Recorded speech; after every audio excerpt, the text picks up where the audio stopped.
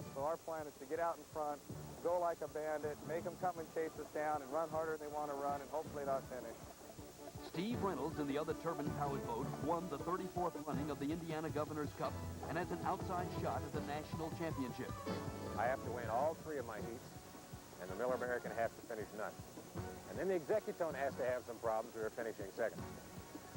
There's an outside chance. Last year, Jim Klopfelt won his first national championship here at Mission Bay, but had a close call. That's his boat literally flying over Chip Hanauer. This season, the Bernie Little team has been working the bugs out of a new hull. Notice the difference. It has an enclosed safety cockpit. Their problem started the first time they turned the ignition. There's no national championship for Klopfelt this year, but the defending race champion would love to play the part of the spoiler. This is the very first place that I raced was in San Diego, and after a year that we've had, it would be nice to come out on top here and beat the other hot boats around. For a boat and driver to race in an unlimited sanctioned event, they must first qualify with a minimum speed of 105 miles per hour around the 2.5-mile course. Then the driver must accumulate enough points in 2 qualifying heats to earn his way into the winner-take-all final. The only boat that didn't make the field was Jim Grader's Handyman Stores, driven by veteran Ron Snyder.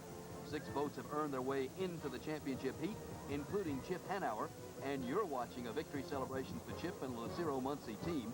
Earlier, Hanauer won the first heat of the day and locked up the national championship and wrote a new page in the Unlimited history book. It's an absolutely beautiful San Diego day. Hello, everyone. I'm Ed Dubrow, and with me today is Lee Shannon, a 3-time national champion in this sport and a former commissioner. Well, Lee, what about the water conditions today? Ed, thus far it's been fantastic, just great. The forecast is the same way. We should have excellent racing conditions for the rest of the day. At the start of the day, there were 3 that had a crack at the national championship, but Chip Hanauer shut the door in the very first heat. Well, Chip went out in that first heat today, Ed, and won it convincingly, and that made him national champion without a doubt. We'll show you Chip Hanauer winning the national championship and how the other 5 boats qualified for the winner-take-all finale as we get set for the 21st running of the Miller Cup.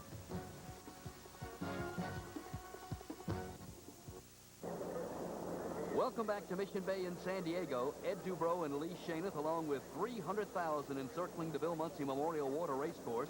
What an exciting day of unlimited racing they've seen so far. Also with us today is Tom Deeth, who drives both Turbine and Piston Unlimiteds. Tom, what's the mood in the pits as they make those last-minute adjustments for the upcoming championship race? The feeling is really relaxed, Ed, in the pits. Chip Hanauer's got the national championship in his back pocket, and he's ready now to go for all the marbles in the final heat. But the Piston guys, they're hoping that the salt water is going to affect the turbine engine and that they'll have a chance to win this final here in San Diego. Ed, back to you. Thanks, Tom. 6 of these Unlimiteds, half airplanes, half boats called hydroplanes, have qualified for the big race. Now let's show you how they got there. The highly anticipated Ryder Truck first heat of the day. That was supposed to be a showdown for the national championship between Chip Hanauer and Scott Pierce, who trailed at that time by only 731 points. Also in that heat, Todd Yarling and Mitch Evans, 2 very competitive young drivers. But as you know, Chip glided to his 3rd national championship, the first ever for a turbine-powered boat. Now, don't confuse these with jet-powered boats. These Unlimiteds have to have a propeller in the water as the only source to move the hydrant. And we'll use this first lap for my colleague Tom Deeth to take us around the fastest water race course in the world. As the boats come around, they head up for the start. There's all kinds of room to get straightened out to head to the clock. What the driver's doing now between the exit pin and the start is he's actually timing himself. He lifts the throttle sometimes or squeezes down a little bit harder to make that start perfect. After the start, he starts to concentrate on heading to the first turn and watching the positions of the other boats, but he doesn't want to cut anyone off. As he gets closer to the entrance pin of the first turn, he sets the boat up into the corner and actually hangs it on the skid pin, which keeps the boat from sliding too much through the turn. We're going through the turn now, and you're really squeezing down real heavy on the throttle. Right at the apex of the corner, you're full into the throttle, all the way through the turn and off the corner. Now the boat accelerates down the backstretch, and there's where the driver has to start holding his breath a little bit, because the boat starts running out of torque. Usually it gets a little bit light near the end of the straightaway, and you're running at this point now around 170 to 175 miles an hour. You're thinking all the time about the guy that's next to you and setting up for this turn, next turn coming up. As you set the boat again, you're back on the skid pin, sliding through the corner. Then the same thing as the upper turn. You back hard on the throttle again, off the corner, giving the boat its head so that it actually accelerates faster by letting the boat drift a little bit wide. Then you're back on the front straightaway heading for the start-finish line. Now, if you'll excuse the pun, let's see what Chip Hanauer had to say after he salted away that history-making national championship. We ran extremely conservative, and I think the whole heat was only 120 mile an hour average. I think we're capable of running 140 mile an hour average. So now we're free to go and race hard. The national championship is done, taken care of. Now we can go out and race, and a break, did break. Well, Scott Pierce, first of all, I'd like to congratulate you. A great team effort throughout the year. You have to be pleased. Well, we are. We finished second to a high-class operation in Miller Beer, and we congratulate them. But Executone increased their stock in the racing world immensely this year. We finished higher one race, done more than the team's ever been able, or I've ever been able to do in the past. So it's a heck of a stepping stone. We plan on being first next year, I can assure you. Through the years, many have struggled with turbine power. Jim Lucero has made it productive. With change comes controversy. Let's hear how the other owners answered the question, to turbine or not to turbine. Well, that is a good question. To answer that, I have to say to you that with our Rolls-Royce Merlin Griffin engines and with the limits of 2,650 horsepower for 1986 with the turbine, I think I might race them both just to find out for myself. I believe turbines are. I believe they will eventually be a very reliable power source, which should have less breakdowns, obviously, and give a better show for the crowd. Well, that's a question that gets a lot of discussion around it. It kind of looks like it's going to be turbine. I hate it in a way because I miss the noise. I think a lot of the fans miss the noise. But it's the coming thing. The speeds are there. The fans seem to enjoy it. And so I'd say in about 3 or 4 years, the sport will probably be all turbine. Well, I think we need both. Turbines are here to stay for sure. They're not quite worked out on salt water yet, but the sport isn't quite progressed to all turbines yet. It may in the end, but then the gas motors may be put in lighter boats and still be competitive. We've got a lot of mixed emotions, Ed. I don't really feel that the turbine engine and the reciprocating engine can run together competitively on the same course. I think the turbine is advanced technology that the reciprocating engine cannot compete with on an equal basis. If you're going to run with the hot dogs, you're going to have to run a turbine. Pistons or turbines? Turbines, of course. I grew up with pistons. I love pistons. I don't want to see them go, but if you can't beat the turbines, you've got to join the turbines. And that's what we're going to do. Well, of course, the turbine engine took us completely out of really a competitive racing class, because where do you stop? Can you go at a 4,000, 5,000, or a 10,000 horsepower turbine? So we have limited for the years of 86 and 87 to a 2,650 horsepower limitation. And what this hopefully will do is continue to bring the competitive racing together with the turbine program as well as the piston program. I think with new piston boats, with a new high-tech hull, that they can be very competitive. And of course, we are looking into automotive motors as well for our new boats. The discussions have been long and heated, I assure you. Turbine or piston, we'll have to wait and see what the future holds. But for Chip Hanauer, the future is now. Here's a question for you trivia buffs. Who won the first unlimited race in a turbine-powered boat? It was young John Walters at Syracuse in 1982. And for 10 more points, who built and designed it? If you said Jim Lucero, you're right again. We televised that one, and the future looked bright for Walters and the turbines, but a few weeks later, Walters was involved in this near-fatal accident.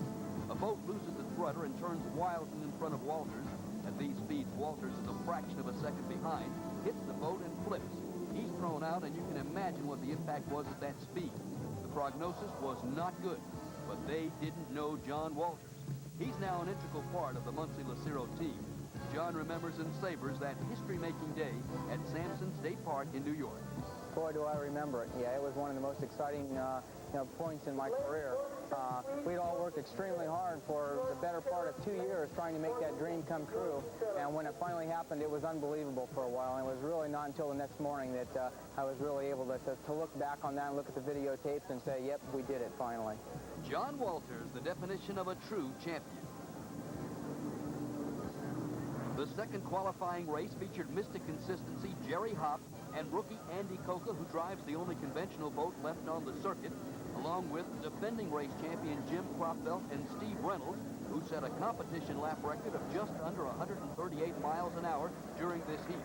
Not only the jet age, but the computer age. Reynolds has a Hewlett-Packard computer aboard his turbine. Well, Ed, these two buttons sitting right here in the steering wheel, actually, when I push these buttons down, I give an indication on the computer readout that we have back in the truck, which can tell the crew chief and the crew exactly what the engine and the systems in the boat have been doing at all times on the race course. Never before have we been able to draw so much data about the hull, about the propeller, and about the engine, even to where the throttle setting is on specific points in the race course. Now we can retrieve all that information, and it has been a contributor to our success so far this year.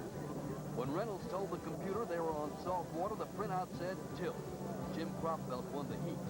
In the last qualifying race, Hanauer on the right turned down the boost to conserve equipment.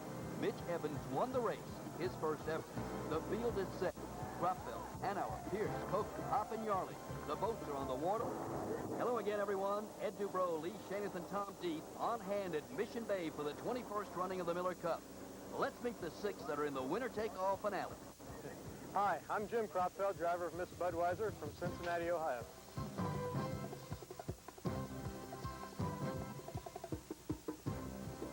Hi, I'm Scott Pierce. I'm from Edmonds, Washington. I drive the Executive Telephone's Unlimited hydroplane.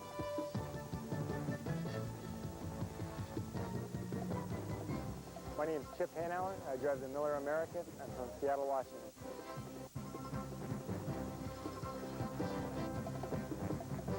Hi, I'm Todd Yarling. I drive the U-22 Miss Pride Air from Hanover, Indiana.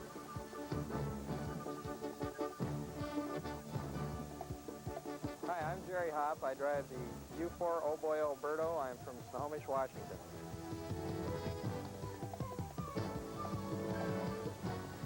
Hi, my name is Andy Coker. I drive the American Speedy Printing from Ching Group this week, and I'm from West Palm Beach, Florida. Andy Coker is the second alternate. The hydros of Mitch Evans and Steve Reynolds were damaged and couldn't be repaired. We're moments away from the start of the championship race. The media, the fans, and even the competitors will show up at a tremendous happening like this San Diego race. Everything's in place. We take that for granted. It's hard to remember, but 4 short days ago, this was just Mission Bay, a mecca for water sports and sun worshipers, until John Daly and his army of volunteers went to work. This is our salute to the San Diego Committee and the thousands of volunteers at race sites across the country.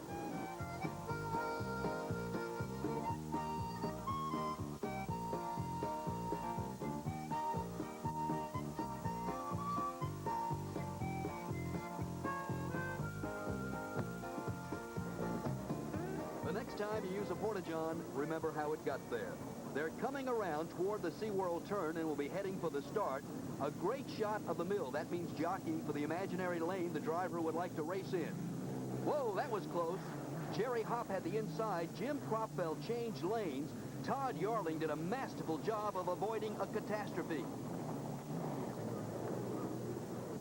At the top of your screen, that's Andy Coker waiting for the group. He's the second alternate.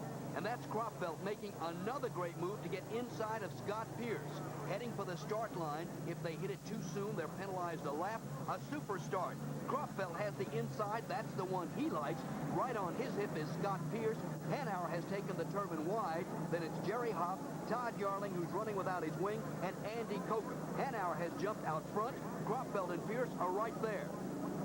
Chip is definitely standing on it going into the first turn. He's got to stay away from those rooster tails and keep that salt spray away from that turbine engine. He's on the outside in really good position, and he's neck and neck with Jim Cropfelt. I'm a little surprised to see him so close because they've been having trouble with Jim Cropfelt's boat, trying to get it going. It's pushing very hard, but he and Chip are staying pretty well side by side in this first lap. And as you said, Scott Pierce is in this race also. He's watching both Jim and Chip go, but he's right on their tail, and he's going to keep pushing them hard, too. It's obvious that Cropfelt's strategy is to push Hanauer hard. Well, that's really your only chance. You've got to get an excellent start, which Jim Cropfelt did. He's got Chip Hanauer on his outside, and he's got him really right where he wants him. If he can maintain his position and keep the pressure on, it's possible that Chip's boat will break. The pre-race favorites battling deck-to-deck defending race champion Jim Croftfeld on the inside, and Chip Hanauer, the 29-year-old former teacher of disadvantaged children. He won the national championship earlier today. And pushing both of them is Scott Pierce, having the best year of his unlimited career. Average speed on that first lap, just under 135 miles an hour. Excuse the expression, but that is flying, and faster than Croftfeld's top qualifying speed of 133. Hanauer leads by a boat length, though, at Croftfeld. Then it's Pierce, Hoff, Yarling, and Kokup. At these speeds, no one is that far out. 5 pistons, 1 turbine. Well, this is definitely a good race because you got Jim Croftfield and Chip Hanauer, 2 of the best drivers going head-to-head. And Croftfield's on the inside. That's right where he wants to be. And Chip Hanauer on the outside. And right where he wants him, Tom, dead in the water, and you could read Chip's mind as he lost power. Glad I've locked up the national championship earlier in the day. Now, Jim Croftfeld has taken the lead. It's his race to win or lose. Scott Pierce has moved to second and has Croftfeld in his sights. Average speed, second lap, just under 130 miles an hour. Gentlemen, we now have an old-fashioned race. 5 piston-powered boats going against each other. In the De Anza turn, Croftfeld about to put Todd Yarling a lap down. And let's give credit where credit is due.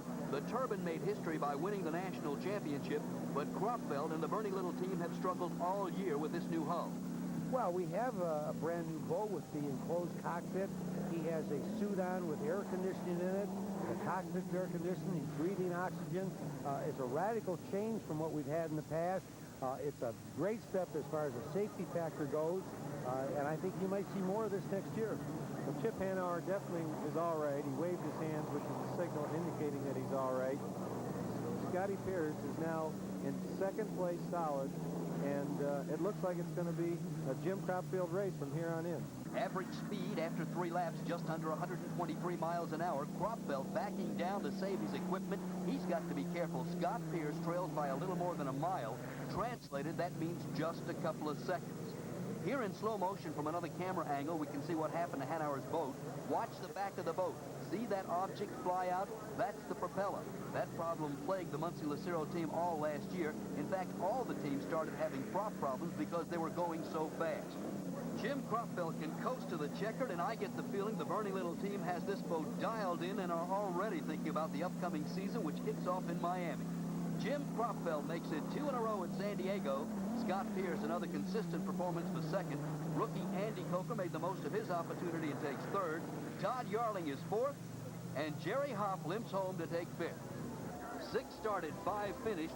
Chip Hanauer and his Turbine won the season-long war, but this battle belongs to Jim. And here is your winner, Jim Croftfeld. And Jim, as the defending champion of this race, you came through with flying colors. You won 3 heats out of 3. You let the salt water play right into your hands, and you took advantage of every break. Your thoughts? Well, I think you spoke it very well. I knew I could kind of run with him. I wasn't sure how good. So we put on a big propeller, and I said, let's go for it. And we pushed Chip. We were side by side quite a couple laps there, I guess, or whatever it was. I can't remember, but I thought, well, gee, if I could just keep going and make him break, and sure enough, it worked out that way. Jim Croftfeld, thanks. Thank you, Ed, very much. Appreciate it.